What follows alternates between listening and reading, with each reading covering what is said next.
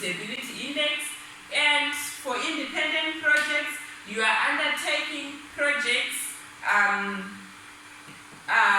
with the highest profitability index and taking at a later date those projects with the lowest profitability index. So under profitability index, we've got what we call capital rationing.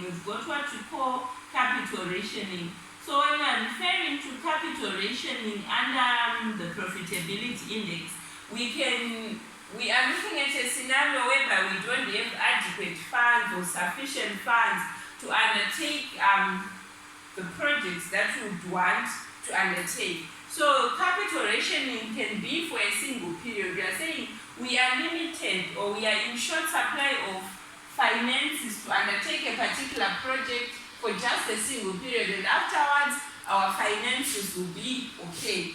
And for multiple period capital rationing, we are saying we have limited supply of capital for several periods or for quite some time. Okay, so how do we calculate the profitability index?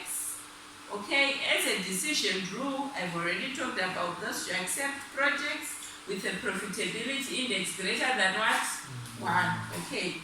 So how do we calculate the profitability index? It's just the present value of future cash flows over the initial investment required. Okay. So if you check, this is for simplicity purposes. So the example that I'm going to use, the present value of the cash flows has already been calculated. But how you calculate the present value is still the same. Okay. Just like what we use when we're looking at the discounted payback, that is the same formula when we're looking at the NPV. How we discounted the cash flows is still the same. We said cash flows at time t 1 plus I to the power of what? T is still the same rate that we discount cash flows or using the the profitability index. Okay. Okay, so let's look at an example. A company is available 250,000 for investment in the forthcoming period at a cost of capital of 25%. The following 6 projects are under consideration. Okay. So I would rewrite everything, and then I would need another column. Okay, another column.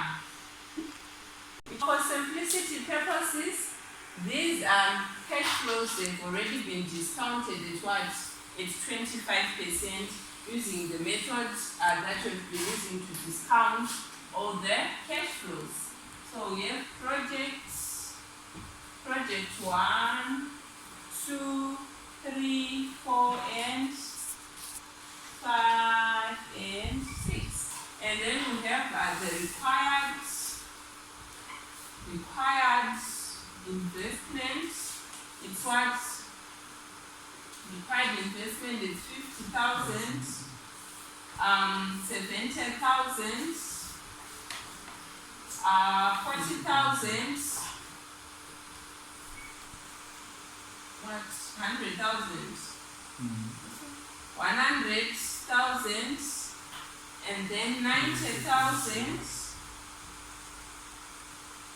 and then 80,000, and then we have present values. So we are saying these ones have already been calculated at 25%. So we have 90,000 for the first project, and then 100,000 for the second project, and then 70,000 for the third project, and then 160,000 for the fourth period or fourth project, and then the other one is 120,000 and then the other one is what? 95,000. Okay, so we would want to calculate as a profitability